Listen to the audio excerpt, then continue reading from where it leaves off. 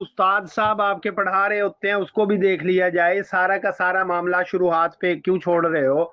शुरुआत को भी देख लो जी। इसने मुज़ाहिरे हक से याद कर लिया, इसने जो है वो फलां किताब से याद कर लिया, इसने तौज़ीहुल मिशकात से याद कर लिया, इसने तौज़ीहात से कर लिया। क्या हो रहा है ये? उस्ताद जो पढ़ा रहा हो उसको भी जो है वो जहन में रखा करें कि उस्ताद ने क्या पढ़ाया क्या नहीं पढ़ाया।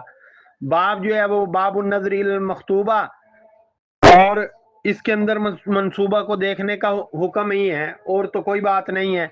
मैंने बताया था कि इसमें फुकाहा का इख्तिलाफ है।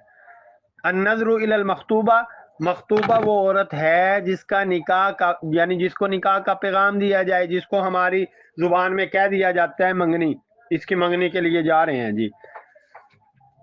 अब मखतूबा वो औरत है ना जिसको निकाह का पैगाम भेजा गया हो, जिसको उर्दू जुबान में मंसूबा भी कहते हैं, इसको जो है वो मंगेतर भी कह देते हैं।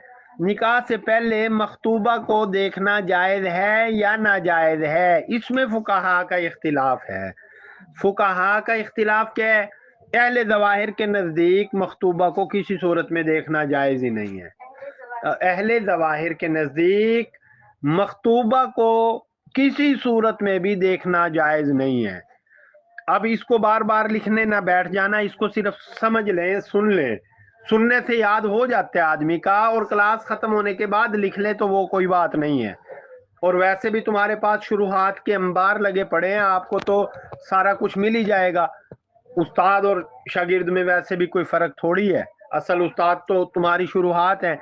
लेकिन जो मैं बता रहा हूँ इसको ज़हन में बिठा लें, कोई ज़हन में बिठाना मुश्किल नहीं है कि अहले ज़वाहिर के नज़दीक मखतूबा को किसी सूरत में देखना जायज़ नहीं है।